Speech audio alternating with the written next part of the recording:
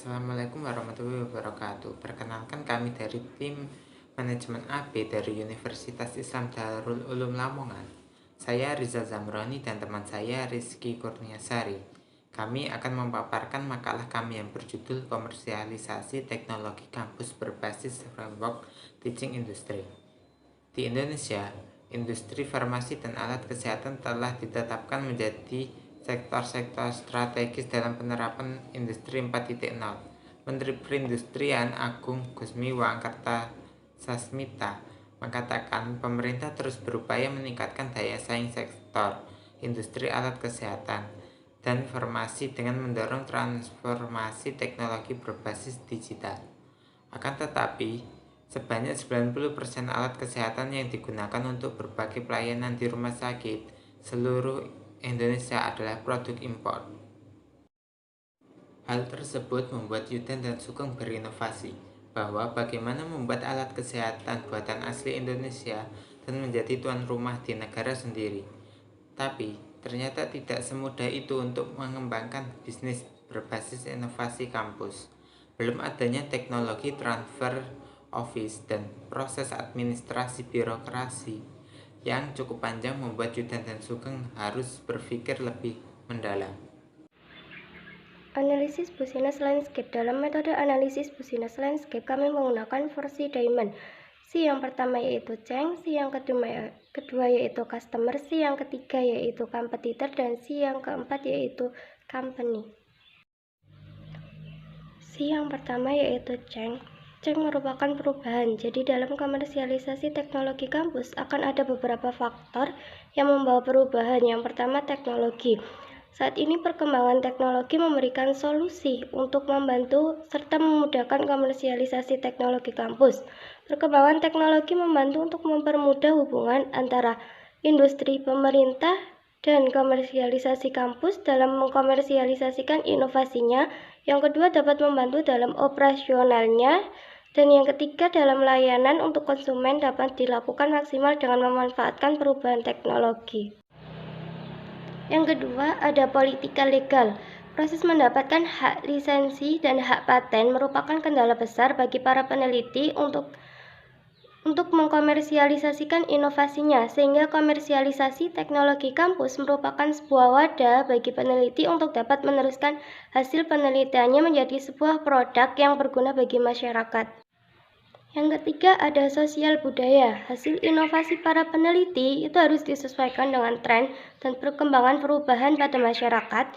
Seperti contoh, dalam kasus awal tahun 2020 merupakan masuknya COVID-19 dalam Indonesia, sehingga Yudan dan Sugeng melakukan inovasi untuk membantu pandemi COVID-19 dengan mendesain dan memproduksi flocket swab nasofaring. Yang keempat, ada kondisi ekonomi dan pasar. Kondisi ekonomi industri alat kesehatan di Indonesia sebenarnya sangat menjanjikan dan menggiurkan, mengingat banyaknya fasilitas kesehatan serta meningkatnya kebutuhan berobat masyarakat di tengah pandemi virus COVID-19. Permintaan alat kesehatan melonjak tinggi. Direktur Eksekutif Asosiasi Produsen Alat Kesehatan, Ahyuddin Sodri, mengatakan pasar alat kesehatan di Indonesia sangat menjanjikan dengan nilai mencapai 2,2 juta dolar Amerika Serikat per tahun. Tetapi salah satu faktor yang menghambat adalah pengembangan industri alat kesehatan di Indonesia yang masih akrab dengan produk impor. C yang kedua yaitu customer. Customer yang dibidik yang pertama yaitu customer utama, yaitu rumah sakit UI sendiri. Yang kedua, customer potensial, yaitu rumah sakit milik pemerintah. Dan yang ketiga, customer lainnya, yaitu rumah sakit swasta. C yang ketiga yaitu kompetitor. Kompetitor merupakan pesaing. Pesaing dibagi menjadi 3. Yang pertama, pesaing utama, yaitu dari PT Primatuna Surya Medica dan Medikalogi. Yang kedua, ada pesaing potensial, yaitu PT Swayasa Prakarsa. Yang ketiga, ada pesaing lainnya, yaitu PT Permana Putra Mandiri dan PT Nipro Indonesia Jaya.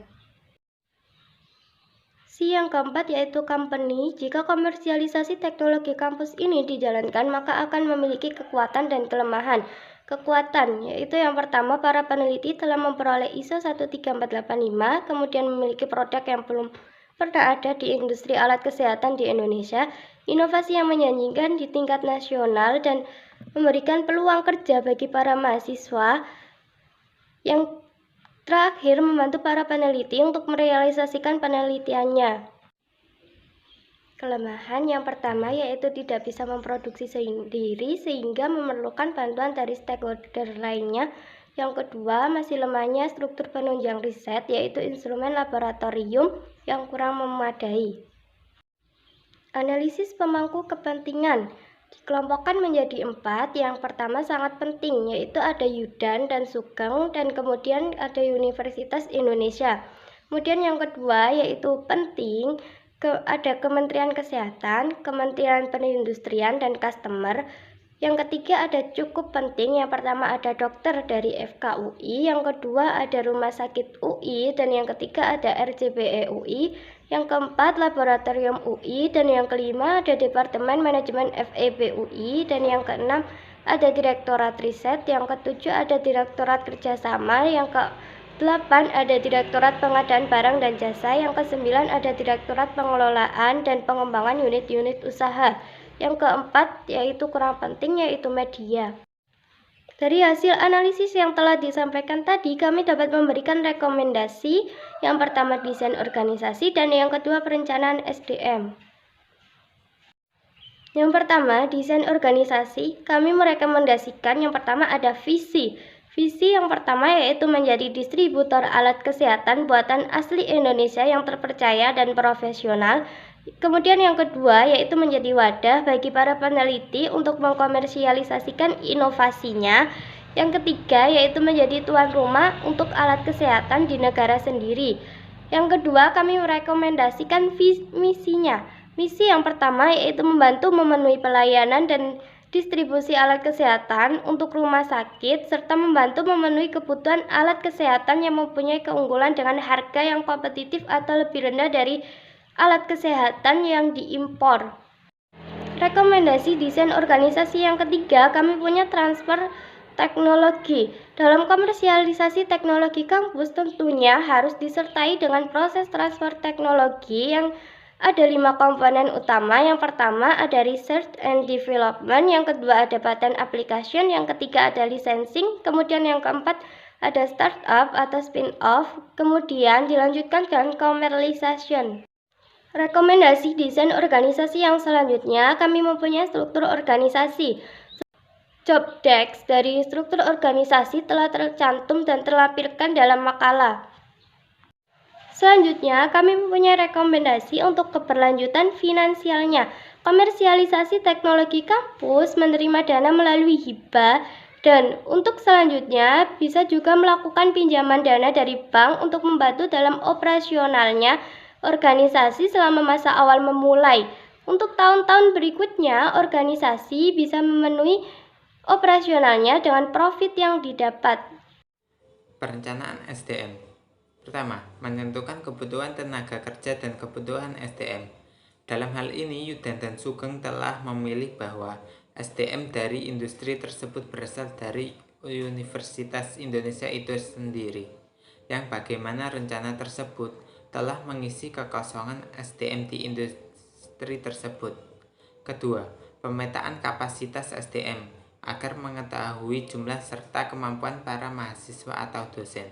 Dalam pemetaan tersebut bisa mempermudah Yudan dan Sugeng dalam menggolongkan kemampuan dan keahlian untuk menjalankan industri serta memaksimalkan kemampuan keahlian mahasiswa dan dosen. Adanya pelatihan dan pengembangan. Dengan adanya pelatihan dan pengembangan bisa juga melatih mahasiswa yang akan terjun ke industri tersebut, serta membantu dosen dalam pengajaran dalam mata kuliah yang dipegang, serta bisa menjadi tempat magang untuk mahasiswa Universitas Islam di sana. Dalam peramalan SDM harus dilakukan dalam 3 tahap, yaitu perencanaan jangka pendek, perencanaan jangka menengah, serta perencanaan jangka panjang. Dalam perencanaan tersebut meliputi kebutuhan SDM organisasi dan permintaan kebutuhan SDM. Ramalan tersebut harus bersifat subjektif. Sekian, terima kasih. Wassalamualaikum warahmatullahi wabarakatuh.